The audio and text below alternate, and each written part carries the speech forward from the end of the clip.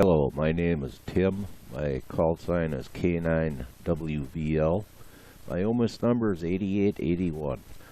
I made this video to assist new net control stations on a proper setup of Netlogger and how to run a net with Netlogger.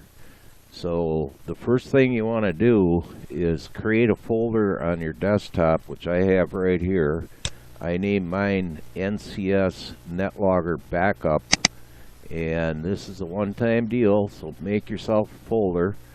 And this is where I save my check-in lists, and we'll get to this later and how we use it.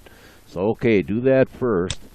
Then open your Netlogger program, and I am using version 2.916. That's the newest one. I suggest you go download that one, install it on your computer, and it's quite a nice program.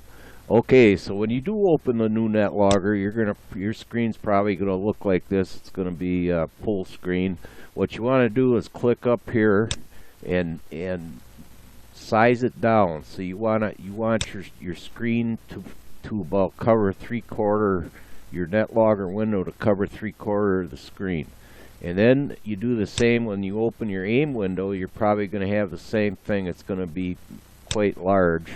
You want to size that down so it fits to the left. Now this is just the way I set my screen up. Everybody's got their own preference, but when I run a net, this is the way I have my screen set. And I also have my screen set this way when I'm just checking into a net to have a little Ole Miss fun.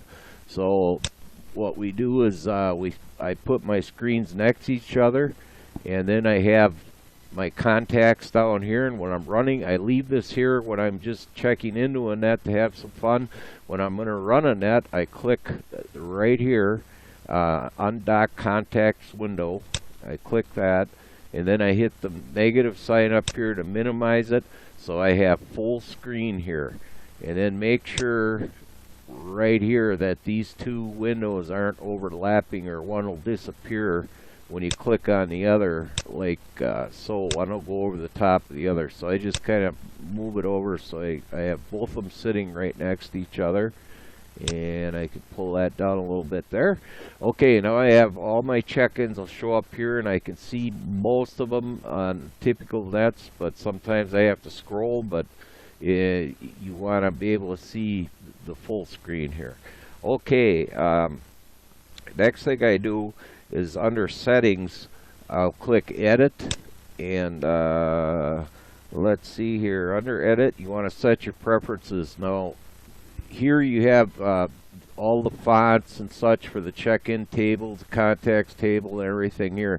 This is all stuff for your own preference, how big you want the fonts. I think I have mine set at like a number 9 or 10, and that's all totally up to you. But the smaller the font, of course, if you could read it on a screen, the more check-ins you're going to fit in this space here without having to scroll. Okay, then I go to my setup screen. Now this is all one-time deal here.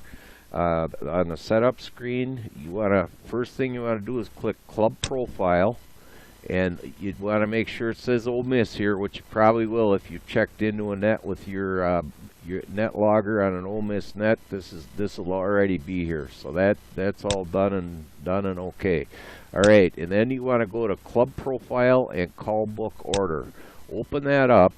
And what you want to have is just like this right here. You want to have the state club profile.